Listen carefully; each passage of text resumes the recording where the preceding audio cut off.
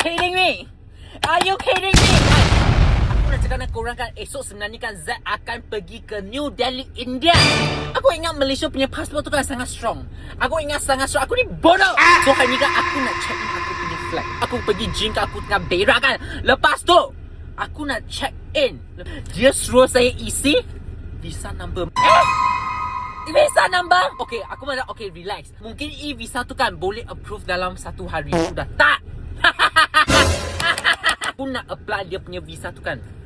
Mereka cakap minimum 3 to 4 days. Aku punya tai pun tersumbat balik. Aku tak boleh berak. Aku punya hotel, aku punya flight kan. Macam mana? But RM3,000. Aku boleh refund. Boleh refund. Refund berapa? RM100.